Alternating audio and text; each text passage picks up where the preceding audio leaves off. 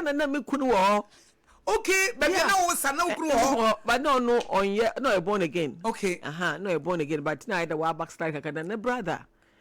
Baby or innovate na baby why the afternoon the brother no pop into or innovation. Okay. Muko your contractor. Okay. Obe no innovation no. Also train a girl be no gina we negis. Give me the dia say. No go say oh show me the man.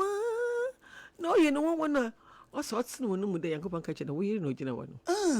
But ono you born again. Okay. Now the what we sweet kakra. Okay. Inti nyamesam no wonu mu. Inti o se da we no gina. Yankopon going to do I didn't have me here there. But for me.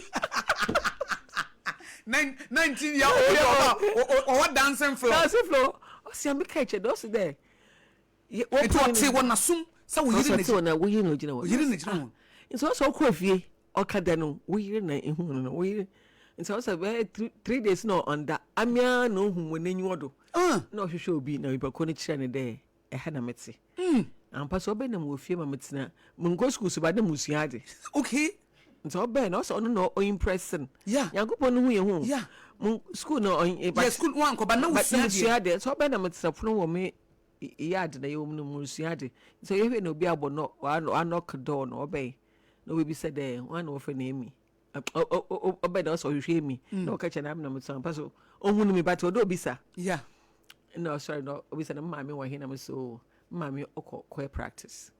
No, Miss up here. Go money go and say go no urban on you yanku bi ne kun no boyfriend on you be. In such a ne yanku ne minyim ne yanku si we were converse na okra do boko. So boko ne mu na no catch him point blank one face ye. Double wam. Okay ne mgbe me no say at my age 19 one fancy one can say yen champion yen hwe no ansa mewa ami mewa o inti mukunu hu 3 months pe na wayam ho ade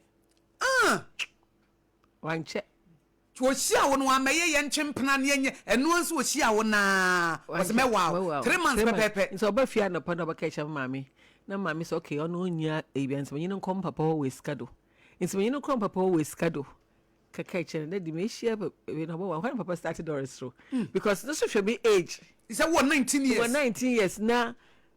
Obi so one, but mu bo mu kunni de papa ni di no na o yedin. Because Newman fu no. Wo ye wo takrade. Okay. Henti mu ka de wo friend ni papa yi de mo space no say. Dama. No. Ye ba from one. Nti wonko na ye krai na yin.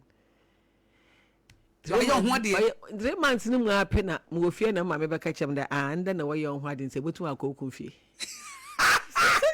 On today ya in the ubado be engage we de ma I will be say that address Mississippi na ma me se be ye ho de awie. One Saturday mu hwe ma me nyi fie obenyu bi be 5 ofifie anapa kwase nka na wo ye ho ade anapa. Okay. Nso ofifie mfa na be 8 na ofifie be 5:30 oba ya na mse ananda da ekoko ba che no se anda na ye ka ye ho ade nsinde etum ko wuku ni fie na wo ni ho mini ho esu ya ye ho ade we mu petse kapo o chare ya na wo de bra me be 6 months ansa wo de petse na bra o mu de ring ne bra wo na ma ko mu ku mfe na wo de edu ma me ba wo se ya ye ho ade awie nti wetin ko wuku fie that's it abusu na me enu ahia aye de ese so mu ye bia enufo na na mu ku ma fa mu ko fie Mungo me de sapan. Oh my God. Generally na okuru be fa ukofie. Eno anu na yawie. Ya wore wawie. Ya we you ntin na here. E be share engagement here. Enti wo wan share engagement kente. Anyway, ma ye hwe che da hwe. Ya ka so beti akọ okuru fie so ko hwe nkuta wo. Me de sapan ko. Oh my God. And so who young people for no Gen Z for no na omo ye photo shoots no mo ye omo twetwa pictures no mo ye engagement I am engaged na be ma na buti ho will you marry me na fe omo ye say no ma sha wedding eya ofe ni musro musro why because okay enwuwa bebre enwuwa bebre nti musro da ma azina pa fi da hen ye ti no ye Okay. Enyu bebre na wɔhwɛ in the social media.